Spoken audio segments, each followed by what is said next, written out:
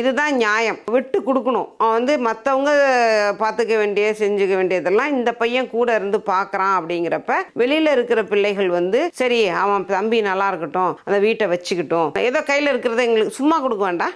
ஏன்னா பூர்வீகம் அப்பா அம்மாவோட இதுன்னு வரணும். அது அப்பா அம்மா காலம் வரைக்கும் அது அப்பா அம்மாவுக்கு தான், அதில் மாற்றுக்கிறது கிடையாது. ஆனால் அவங்க என்ன பண்ணுறாங்கன்னா, அப்பா அம்மா இல்லாமல் போன பிறகு அந்த மார்க்கெட் ரேட் என்னவோ அதை போட்டு எல்லாருக்கும் கொடுக்கணும் அப்படிங்கிற மாதிரி ஒரு பேச்சு வழக்கில் இருக்கு. இந்த மாதிரி ஒரு குடும்பத்தில் சிக்கலான ஒரு சூழல் இருக்கு. இதை நம்ம எப்படி கொண்டுட்டு வரணும்னாக்க, யாரும் அதாவது பாலுக்கும் நோவக்கூடாது, பால் இருக்கிற பானைக்கும் நோவக்கூடாது அப்படிங்கிற மாதிரி நம்ம இந்த பிரச்சனையை ஹேண்டில் பண்ணணும். ஹேண்டில் பண்ணி அதாவது எப்படி அப்படின்னா, இந்த பையன்கிட்ட இருக்கிற ஏதோ ஒரு கொஞ்சம் தான் சேர்த்து வச்சிருப்பான், ஒரு வீடு கட்டணும் பண்ணணும்னு சேர்த்து வச்சிருப்பான் இல்லையா, அந்த அமௌண்ட்டை அண்ணன் தம்பிகள்கிட்ட பிரித்து கொடுத்துட்டு இந்த வீட்டை அவங்க எல்லாம் சேர்ந்து இவனுக்கு எழுதி பத்திரமாத்தி கொடுத்துடணும்.